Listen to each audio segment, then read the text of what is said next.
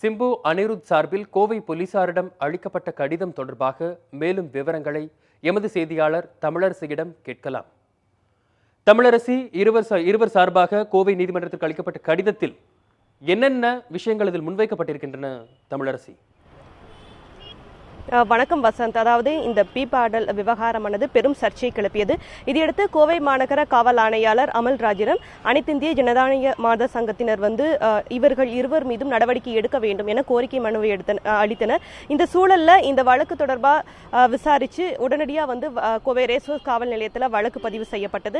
இதையடுத்து கடந்த 14ஆம் தேதி சிம்பு நேரில் ஆஜராகி விளக்கம் அளிக்க வேண்டும் என அவரது தந்தையிடம் சம்மன் அனுப்பப்பட்டது. அதே போல அனிருத்திற்கு கடந்த 15ஆம் தேதி சம்மன் வழங்கப்பட்டது. இந்த சம்மன்ல இன்றைய தினம் கோவை ரேஸ்கோர்ஸ் காவல் நிலையத்தில் இருவரும் ஆஜராகி இந்த வழக்கு தொடர்பாக விளக்கம் அளிக்க வேண்டும் என அந்த சம்மன்ல கேட்டுக்கொள்ளப்பட்டிருந்தது. அதனால இந்த சூழல்ல இன்றைய தினம் அவர்கள் இந்த கோவை காவல் நிலையத்தில் ஆஜராவார்கள் என எதிர்பார்க்கப்பட்டது. அந்த சூழல்ல நேற்று மாலை காவல்துறையினருக்கு, அதாவது கோவை ரேஸ்கோர்ஸ் காவல் நிலையத்திற்கு ஒரு கடிதம் வந்திருக்கிறது.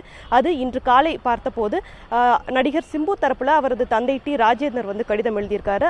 அந்த கடிதத்தில் பணி காரணமாக, அதாவது வேலை நிமித்தம் காரணமாக நடிகர் சிம்பு இன்றைய தினம் கோவையில் இருக்கக்கூடிய ரேஸ்கோர்ஸ் காவல் நிலையத்தில் ஆஜராக வாய்ப்பில்லை என்றும் அதிலிருந்து விலக்கு அளிக்க வேண்டும் என கேட்டுக்கொள்ளப்பட்டிருக்கிறது. மேலும் 30 நாள் அவகாசம் அளிக்க வேண்டும் என சிம்பு தரப்பில் கேட்டுக்கொள்ளப்பட்டிருக்கிறது. அதே போல அனிருத் தரப்பில் அவரது தந்தை கடிதத்தை அனுப்பியிருக்கிறார். அந்த கடிதத்தில் தன்னுடைய மகன் இந்த பாடலுக்கும் தொடர்பில்லை என்றும், எனவே இந்த வழக்கிலிருந்து அனிருத்தை விடுவிக்க வேண்டும் எனவும் இருவர் தரப்பில் கேட்டுக்கொள்ளப்பட்டிருக்கிறது. வசந்த். தமிழரசி, சிம்பு அனிருத் இருவர் தரப்பில் இருந்தும் கோவை காவல்துறைக்கு கடிதம் அனுப்பப்பட்டிருக்கிறது. இவர் 1 மாத காலம் அவகாசம் கேட்டிருக்கிறார். அவர் இந்த வழக்கில் இருந்து விலக்களிக்க கோரி அவரும் தனது கடிதத்தை சமர்ப்பித்திருக்கிறார். இந்நிலையில் காவல்துறையின் அடுத்த கட்ட நடவடிக்கை என்னவாக இருக்கக்கூடும்? தமிழரசி.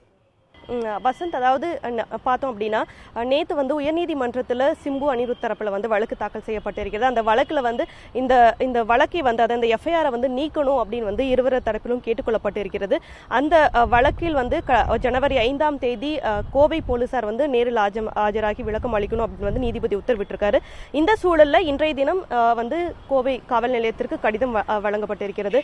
இந்த சூழல்ல இன்னும் 1 மாதம், அதாவது காவல்துறை தரப்பில் என்ன சொல்றாங்கன்னா 1 மாதம் அளவிற்கு அவர்களுக்கு கால அவகாசம் வழங்க முடியாது. இடைப்பட்ட நாட்கள்ல, அதாவது இன்று மாலை வரை சூழலை பார்த்துக்கிட்டு இன்னும் ஒரு சில தினங்கள்ல மீண்டும் எப்போது அவர்களை ஆஜராக வேண்டும் என்பது குறித்த சம்மன் இருவருக்கும் வழங்கப்படும் என காவல்துறை தரப்பில் தெரிவிக்கப்படுது. வசந்த். தமிழரசி, உங்கள் தகவல்களுக்கு நன்றி. தமிழரசி.